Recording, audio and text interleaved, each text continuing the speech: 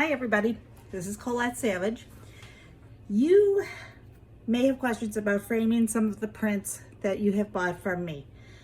I am going to show you today how to frame one of my prints, and I'll also show you how to go about framing one of my originals, as long as it's a matted original.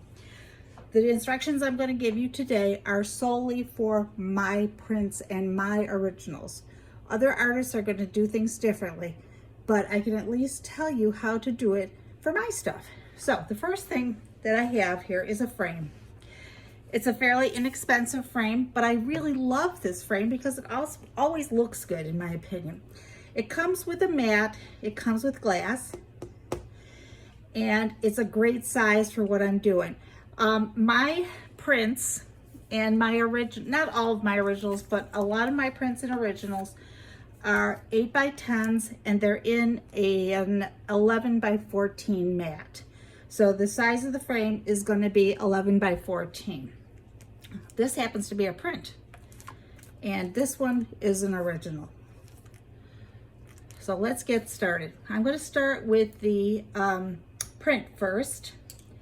So if you bought one of my prints, you would have gotten it like this, wrapped up in a little bag and sealed nicely so that nothing is going to touch it. The first thing you're going to do is wash your hands so that none of the oils and dirt from your fingers gets on this beautiful white mat. Once you've done that, we're going to open up the package.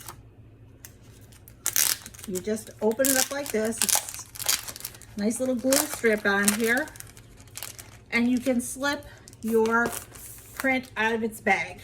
And there it is. It is all set to frame. Now, I'm going to just set that aside though, because I have some work to do to my frame.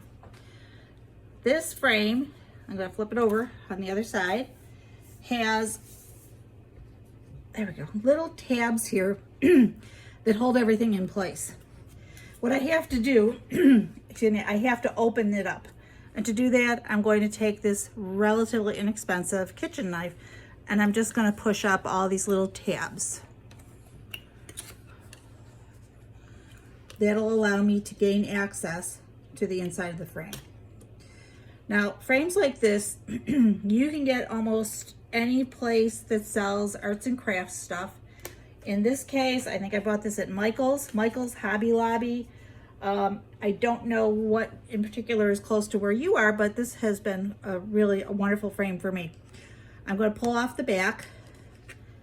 And by the way, these hangers that you'll find on the back of the frame are the types of hangers I would not use, because these sawtooth hangers are very hard to get your painting nice and level. And instead, I'm going to put a wire on the back. So I'm going to take that back off. And this is their little sheet to tell you all about the frame. I'm going to throw that away. And inside here, there is a mat. You can use this mat if you want to, but the prints that you may have already bought from me already have a mat, so you don't have to worry about that.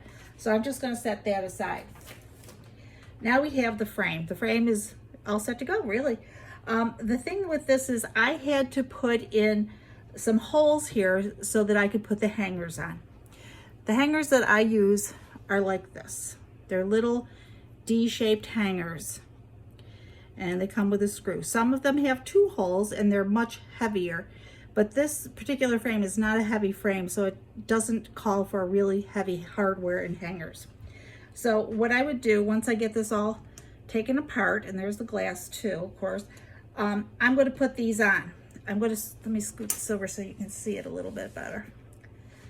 These little links, these little hangers, I purchased at Walmart. And this is my handy dandy screwdriver. And I pre-drilled the holes. Let me get this one started and I'll show you. You just have to be careful when you're drilling to not drill through the frame. That's why I have this tape on my drill bit. It prevents me from drilling down any further than that. So don't go through your frame. I've done it before, many times as a matter of fact, when I'm not being careful. But that nice little cordless drill has been a godsend to me. So I'm just going to screw these in. If you can look at this, these hangers are going to be approximately 1/3 of the way down the side of the frame. That seems to be a nice spot to hang the wire. If it's up too high, the wire is going to show, as is the hanger it's going to be hanging on your wall. So you don't want to do that. Also, you want to make sure that the edge of this hanger is not overlapping the side of the frame. So I'm going to just flip this around so I can do the other side. You may notice also I have a towel on my table. I do this to protect the frame from scratches. I'd like to think my table is clean, and it is, but I just want to make sure that nothing scratches the surface of my frame. You know, honestly, I think framing it's a lot of work, first of all, but it's also an expensive proposition as an artist, because when you frame things, the frames are expensive, and then you have to treat them like they're babies because they're so easily damaged. So always take good care of your frames, and that's why we have the towel there. I'm going to loosen this one up a little bit so I can turn the hardware away from where the glass is. I hope you can see that.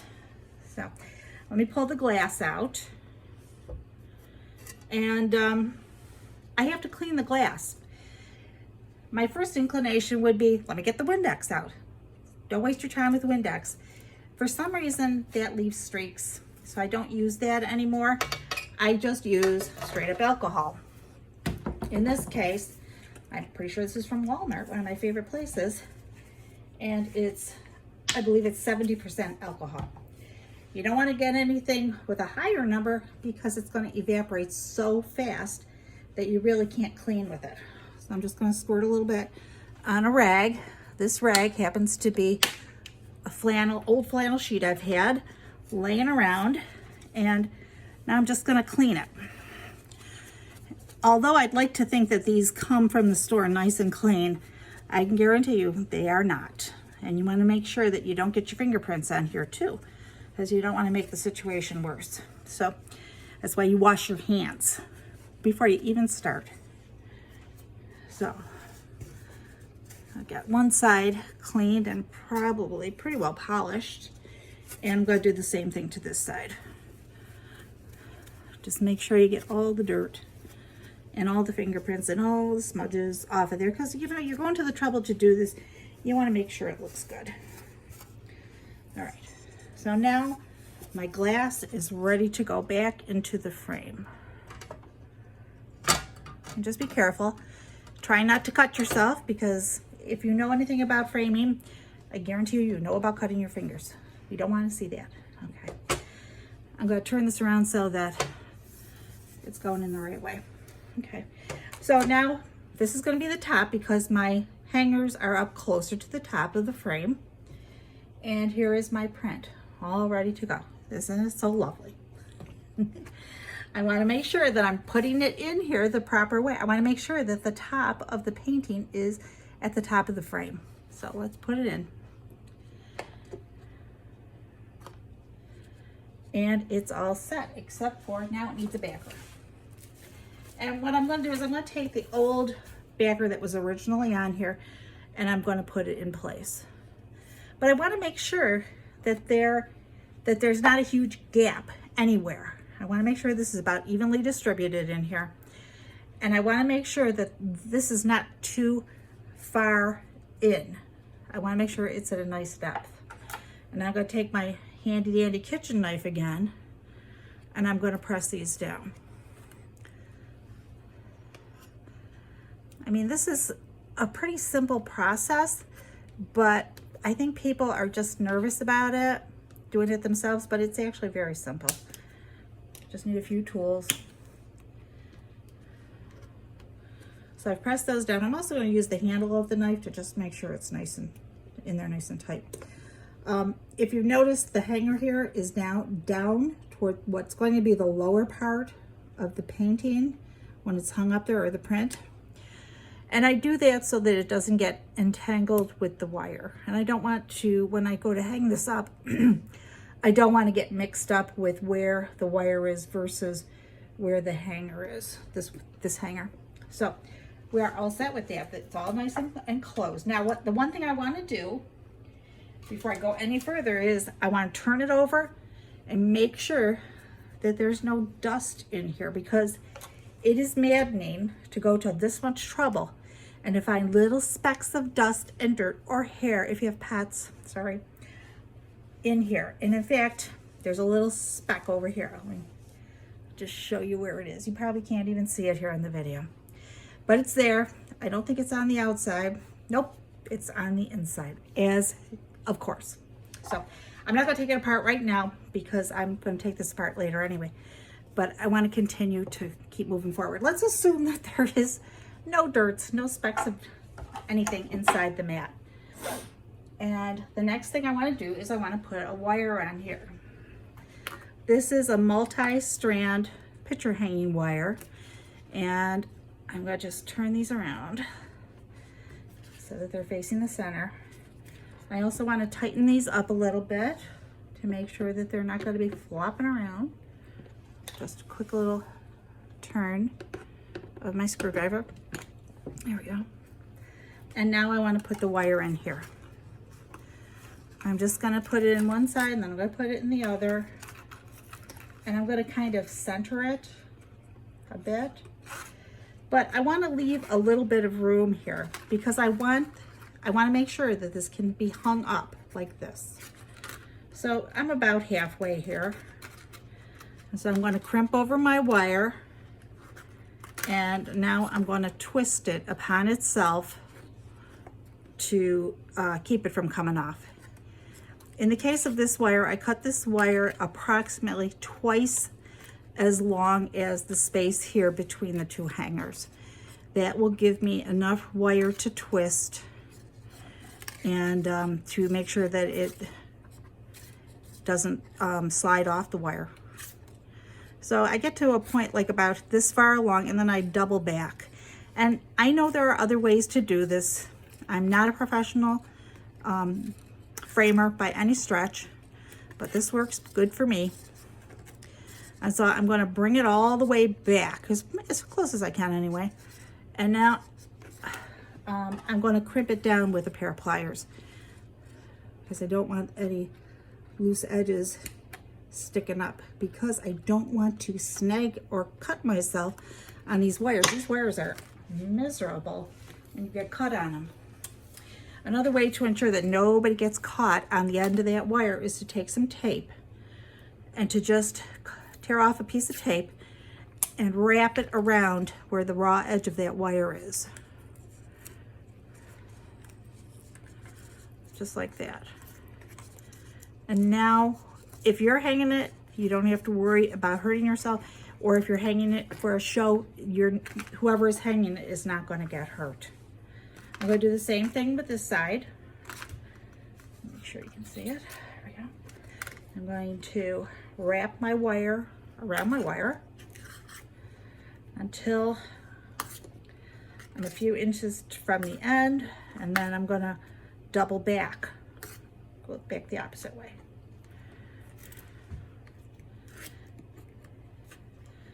And once I'm at that point, I can take my pliers once again and crimp down the end so that nobody gets caught on the end of that wire. And I will also cut a piece of tape. This happens to be something called artist tape. It's tape that's repositionable. I didn't use this for any particular reason. I could have used masking tape. I just happen to have this handy. And so I'm going to just wrap up the end of that wire so nobody impales themselves on it.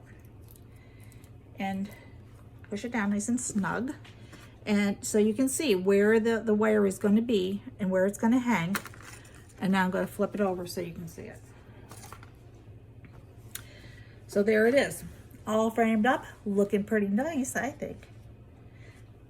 Now, the next step here is I want to show you something about my originals. This is how you do a print.